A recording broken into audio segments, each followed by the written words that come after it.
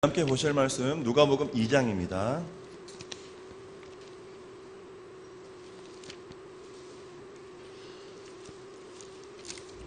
누가복음 2장 1절에서 7절까지 말씀입니다.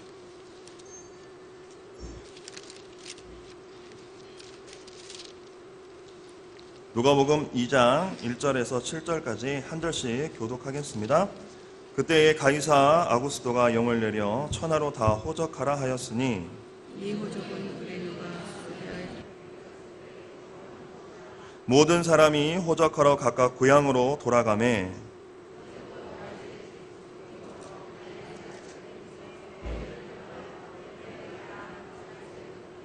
그 약혼한 마리아와 함께 호적하러 올라가니 마리아가 이미 잉태하였더라.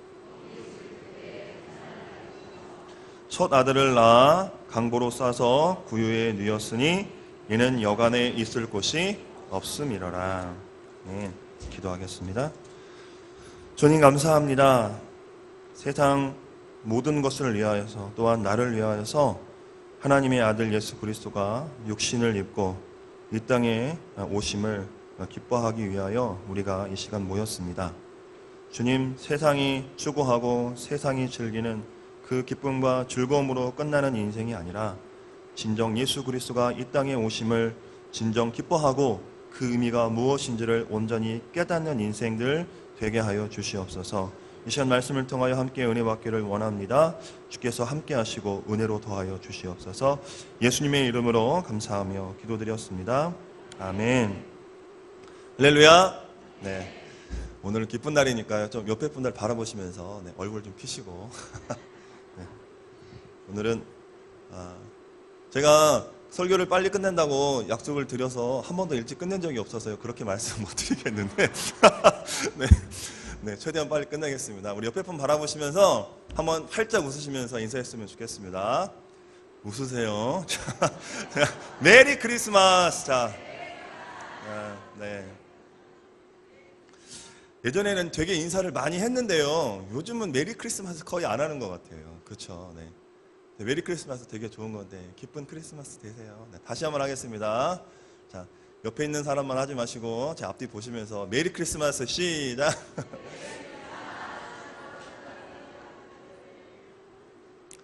할렐루야.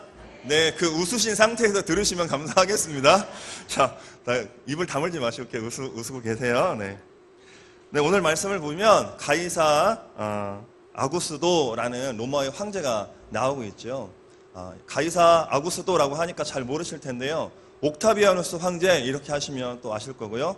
아우구스투스 황제 이렇게 하시면 더 잘 아실 겁니다.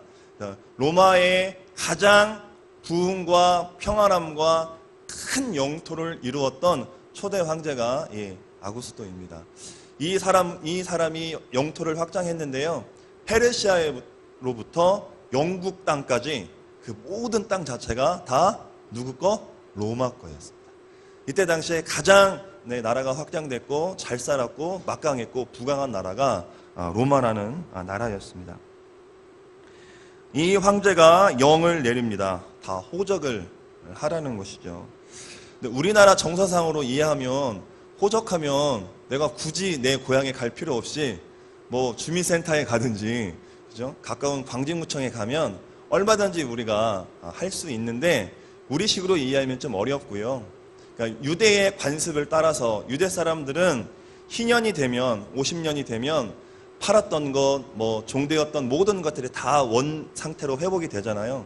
자, 그런 유대인의 관습을 따라서 이 호적도 자신의 그 지파, 그러니까 지파 땅에 가서 호적을 하도록 그렇게 관습이 되어 있었습니다.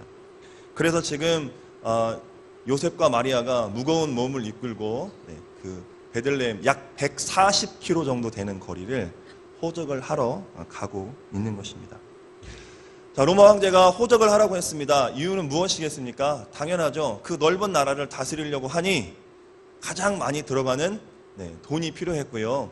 그래서 세금을 정확하게 잘 걷기 위함이고 또한 너무나 넓은 영토를 다스리다 보니까 그렇게 해서 인구조사와 세금을 걷는 그런 정보를 확보함으로 그 자신의 제국을 잘 다스리기 위한 황제의 뜻이 이 안에 들어 있었던 것이죠. 로마 전에 나라가 있었습니다. 로마 전에 헬라라는 나라가 있었죠. 알렉산더 대왕이 세웠던 나라가 있었고요. 그 전에 또 페르시아라는 나라가 있었습니다. 그 전에 바벨론이 있었습니다. 여러분 잘 아시는 느부갓네살 왕이 나오죠.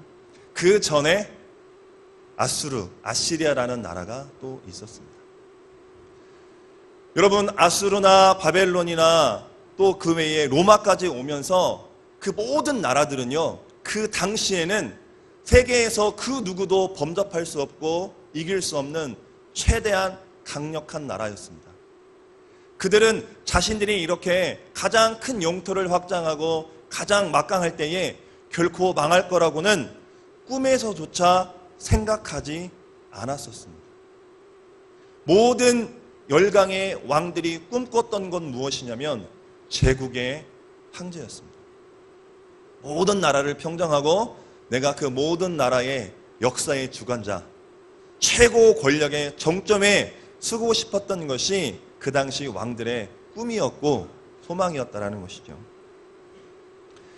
여러분 오늘 말씀에도 보면 이 황제가 호적을 하라고 이야기합니다.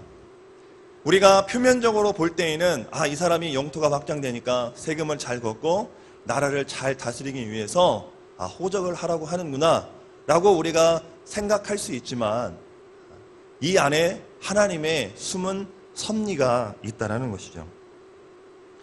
미가서 5장 2절입니다. 하나님 이렇게 기록하셨습니다. 베들레헴 에브라다야 너는 유다 족속 중에 작을지라도 이스라엘을 다스릴 자가 내게로 나올 것이라 그의 근본은 상고의 영원에 있느니라 라고 이미 그에게 미가 선지자가 베들레헴에서 구세주가 날 것을 예언했다라는 것이죠. 자, 그런데요, 이 호적을 하러 갈 때에 굳이 여자가 같이 오지 않아도 돼요. 남자가 혼자 가서 그냥 호적하고 와도 크게 문제가 되지 않는다라는 거예요. 그런데 오늘 성경을 보면 마리아가 산딸이 다 됐어요. 그 무거운 몸을 이끌고 비행기 타고 기차 타고 자동차 타고 온 게 아니라 그 먼 길을 걸어서 140km나 되는 그 먼 길을 걸어서 호적하러 일부러 오는 거예요. 로마 황제의 입장에서는 자신의 그 통치와 나라를 바라보며 기분이 좋고 의기양양할 수 있지만 여러분 그 안에 어떤 것이 숨어 있냐면 하나님의 말씀을 한치의 오차도 없이 이루고자 그 세계의 열강의 역사 가운데에서도 하나님의 주도하심과 하나님의 역사하심이 이 안에 들어있다라는 것이죠. 여러분 이스라엘 백성들이 하나님의 말씀을 굉장히 잘 안 들었죠. 그래서 하나님이 하신 말씀이 있습니다. 너네 바벨론의 포로로 잡혀갈 거야. 그래서 느부갓네살 왕이 이스라엘 사람들을 다 잡아갑니다. 결국에는 나라가 망하지요. 그럼에도 불구하고 하나님이 70년 후에 나라를 회복하게 하신다라고 약속하셨고 70년 후에 정말 나라를 회복시키십니다. 여러분 세계의 모든 열강의 많은 지도자들, 그 리더들은 세계의 1인자를 꿈꿉니다. 그들은 자신이 이 세계를 경영해 나아간다라고 이 세계의 역사를 내가 새롭게 써 나아간다고 그들은 착각하며 살고 있다는 것이죠. 그러나 정작 우리 눈에 보이지 않지만 하나님은 그 모든 왕들의 왕이시고 이 세계의 역사를 주관하고 계신다라는 것입니다. 우리 눈에 보이지 않지만 하나님은 성경에 약속하신 그 말씀 한마디도 흐트러지지 않고 그 약속을 지키기 위해서 그 세계의 열강들이 자신을 뽐내고 자신을 드러내는 그 순간에도 하나님은 하나님의 섭리 가운데에 면면히 하나님의 나라를, 하나님의 약속을 이루어가고 계신다라는 거죠. 여러분 자금의 이 시대를 바라보면 세계를 바라보더라도 희망이 없는 시대를 살아가고 있습니다. 우리나라만 하더라도 정치, 경제, 사회, 문화 색깔로 표현하자면 참 어두운 검은색으로밖에 표현할 수밖에 없는 시대를 살아가고 있습니다. 그럼에도 불구하고 우리가 기억해야 될 것은요, 하나님은 지금도 역사하고 계신다는 것이죠. 유명한 역사학자인 아놀드 토인비라는 사람이 이렇게 이야기했습니다. 세상의 역사는 교회를 축으로 도는 바퀴다 라고 그랬어요. 세상의 역사가 힘있고 권력 있는 세계 열강의 리더들, 왕들로 인하여서 그 역사가 쓰여지고 돌아가는 것이 아니라 이 세계의 역사는 누구에 의해서 돌아간다고요? 하나님이 핏값 주고 사신 예수 그리스도의 핏값으로 산 교회로 말미암아 이 역사가 이루어진다라고 이야기하고 있습니다. 여러분, 우리가 이 땅을 살아갑니다. 하나님이 정말 보이지 않게 이 세계의 역사를 주관하고 계신다라면 여러분, 그 하나님이 우리의 인생도 주관하시는 줄로 믿습니다. 여러분, 이 세계의 역사를 하나님이 주관하시는데요, 내 인생 하나쯤 하나님이 주관하실 때에 얼마나 하나님의 디자인대로, 하나님의 말씀대로 아름답게 디자인해 가실 수 있겠습니까? 그 하나님 앞에 우리의 좀 인생을 맡겼으면 좋겠습니다. 그래서 이 누가복음을 기록한 누가는 정확하게 그 역사의 인물들을 기록하면서 하나님이 로마나 그리스 신화에 나오는 그들이 만들어낸 신이 아니라 정말 역사 속에 실제적으로 있었던, 지금도 살아서 역사하시는 하나님임을 우리 가운데 그래서 증거하고 있는 줄로 믿습니다. 그 하나님이 역사를 주관하시는 하나님, 내 인생을 주관하시는 하나님, 그 하나님 앞에 우리의 인생을 온전히 맡길 수 있는 우리 모두가 되기를 간절히 소망합니다. 자, 이렇게 그들이 오랜 시간을 왔습니다. 어렵게 왔습니다. 그런데 이 베들레헴이라는 곳이요, 사실은 다윗의 고향입니다. 그러니까 이스라엘 나라에서 이미 창세기에서 야곱이 12지파를 축복할 때에 유다 지파에서 구세주가 나올 것을 이미 예언하고 있습니다. 그러면서 하나님께서 많은 지파들 가운데에 유다 지파를 축복하셨고요, 그 유다 지파가 점점 강성해지고 사람이 많아졌습니다. 그러다 보니까 이 많은 호적을 등록하러 가라고 하다 보니까 사람이 많잖아요. 그러니까 이 유다 지파가 많은 사람이 한꺼번에 몰리다 보니까 이 베들레헴이라는 동네는 작은 총동네에 불과합니다. 큰 도시가 아니에요. 그러다 보니까 많은 사람들이 오고 가지가 않기 때문에 그 많은 사람을 다 수용할 만큼의 여관이나 숙박시설이 턱없이 부족했던 것입니다. 근데 그러한 상황에서 이 요셉과 마리아가 정말 힘있고 권력이 있었다라면, 좀 가슴 아픈 이야기지만 정말 힘있고 권력이 있었다라면 아마 돈을 주고서라도 자신의 권력을 이용해서라도 머무를 수 있는 방을 얻었을 텐데, 요셉이 그렇게 힘있는 자가 아니었어요. 잘 사는 사람이 아니었다는 거죠. 직업이 뭐였다고요? 목수였잖아요. 힘이 없었어요. 그래서 방이 없었다라고 성경이 기록합니다. 우리 2장 7절을 같이 한번 읽어봤으면 좋겠습니다. 2장 7절입니다. 2장 7절 시작.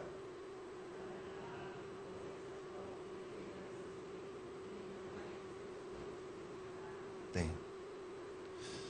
제가 이 말씀을 준비하면서 있을 것이 없다라는 이 말. 네. 이 시대에서는 당연히 없죠. 왜요? 많은 사람이 왔고 작은 도시였고 그 많은 인원을 다 수용할 수 없었기 때문에 없었습니다. 당연히 여관 주인이 방이 없으니까 없다라고 이야기했을 겁니다. 그러면 이 당시의 사람들은 당연히 방이 없었으니까 없다라고 치더라도 지금 예수 그리스도 이 아기가 누구인지 이 사람들이 몰랐기 때문에 당연히 주지 않았겠죠. 그런데 한번 생각해 보십시오. 만약에 지금 태어날 이 아이가 우리 민족을 구원할 메시아라고 사람들이 알았다면 방을 내주었을까요? 안 내주었을까요? 안 내주나요? 방이 없으면 어떡하죠? 네. 이 여관 주인이요, 자기 안방이라도 아마 내어주었을 겁니다. 왜요? 우리 민족을, 이 로마의 핍박에서 우리를 구원할 진정한 메시아가 탄생하는데 자기 안방만 내어주겠습니까? 내어주었을 거라는 것이죠. 그런데 이 여관 주인을 탓할 수 없는 게 무엇이냐면 누군지 몰랐다라는 거죠. 그러면 이 시대를 사는 우리에게 이 말씀을 한번 적용해 보려고 합니다. 우리는 말씀을 통해서 예수 그리스도가 오심을 알고 있습니다. 물론 이미 오셨죠. 하지만 주님의 오심을 우리가 다시 한번 기념합니다. 여러분 마음은 이 말씀에 기록되어 있는 것처럼 예수 그리스도가 있을 곳이 없습니까? 아니면 있습니까? 예수 그리스도가 이 땅에 오시는데요. 아니, 지금은 예수 그리스도가 우리의 마음에 오시는데요. 여러분 마음 가운데에 예수 그리스도가 아니라 세상의 기준과 가치와 명예와 권력과 또 내가 하고 싶은 것들로 가득 차서 예수 그리스도가 오셔도 여러분 마음 가운데에 있을 곳이 만약에 없다면 지금 이 시대를 살아가고 있는 우리에게 있어서 이 말씀이 그대로 있을 곳이 없다.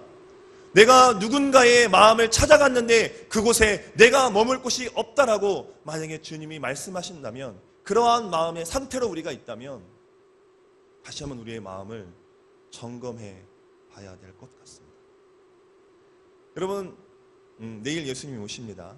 그렇죠? 절기상 그렇습니다. 여러분, 우리가 4주간 대림절 첫 주, 둘째 주, 셋째 주, 오늘 넷째 주까지 예수 그리스도의 오심을 준비했습니다. 과연 여러분 무엇을 준비하셨습니까? 제가 우리 아이들에게 똑같은 설교를 하면서 이렇게 이야기했습니다. 너희는 크리스마스가 왜 기쁘냐? 선물 받으니까 기쁘지. 엄마 아빠가 크리스마스 되면 선물 사주고 교회에서도 선물 주고 그리고 쉬는 날이니까 너희들 그것 때문에 기뻐하냐? 근데 왜 너희들 기뻐해야 돼? 예수님이 오셨기 때문에. 예수님이 너희 마음 가운데 오시기 때문에 정말 기쁜 날이 되었으면 좋겠다라고 아이들에게 이야기했습니다. 사랑하는 성도 여러분, 오늘 제가 여러분에게 드리는 이 말씀은요, 극히 평범하고 깊이 생각할 것도 아닙니다. 그런데요, 정말 우리 삶 가운데 있어서 이 너무나도 쉬운 이 말씀이 전혀 이루어지고 있지 않다라는 거죠. 여러분, 오늘 하루 얼마나 하나님을 묵상하시면서 예배하고 계시고 지금 이 순간에도 계십니까? 정말 내가 무언가 섬겨야 되고 무언가 해야 되는 그 분주한 마음 때문에 오늘 하루 정말 분주하지 않으셨습니까? 오늘 식당에서 식당 봉사하는 것 때문에 마리아 회원들은요, 정신이 하나도 없었을 겁니다. 왜냐하면 좀 이따가 또 뭔가 발표를 하는데요, 준비를 못했거든요. 마음에 분주합니다. 근데 정말 예수님이 원하시는 게 뭘까요? 정말 예수님이 정말 우리 가운데에 이 순간에 말씀하고 싶은 게 무엇일까요? 사랑하는 딸아, 사랑하는 아들아, 내가 진짜 네 마음에 들어가고 싶거든? 근데 자리가 있니? 라고 만약에 하나님이 물어보신다면 여러분 뭐라고 대답하시겠습니까? 주님 청소해야 되는데요. 주님 자리가 없는데요. 주님이 아직 우선순위가 아닌데요. 이런 모습이 우리 가운데 혹시 있지는 않습니까? 여러분, 이 시간에 우리의 마음을 좀 내어드렸으면 좋겠습니다. 아니요, 우리의 마음을 좀 비우는 시간이 되었으면 좋겠습니다. 우리의 마음에 다른 것들로 꽉 차 있는데 어떻게 예수님이 오시겠습니까? 비집고 오신다고요? 아니요. 여러분, 만왕의 왕이신 예수님을 우리가 그렇게 홀대해야 되겠습니까? 여러분 마음의 중심의 보좌에 그 최고의 자리를 이 시간 비웠으면 좋겠습니다. 그 자리뿐만이 아니라 여러분의 그 모든 마음의 자리를 다 비우셨으면 좋겠습니다. 그리고 온전히 예수 그리스도로만 그 자리를 채우는 그런 귀한 이 시간이 되었으면 좋겠습니다. 저는 그래서 이 7절이 바뀌었으면 좋겠습니다. 내가 대은교회의 성도들의 마음에 찾아가려고 갔더니 모두가 잘 정돈되어 있고 깨끗하게 청소되어 있어 내가 들어가기에 조금도 부족함이 없더라. 물론 성경에 그렇게 기록되어 있지는 않지만 주님 마음에 정말 그러한 마음으로 받아들여 줄 수 있는 우리 대은의 모든 성도들의 마음밭이 되었으면 좋겠습니다. 여러분, 주님이 우리 마음에 오셔야 정말 기쁜 메리 크리스마스가 될 수 있는 겁니다. 주님이 없는 메리 크리스마스, 주님이 없는 주인공은 빠진 세상의 것들로 채워진 크리스마스가 아니라 정말 진짜 주인공 되신 예수 그리스도를 모심으로 말미암아 그분으로 인하여 기뻐할 수 있는 진정한 메리 크리스마스가 되시기를 주님의 이름으로 축복을 드립니다.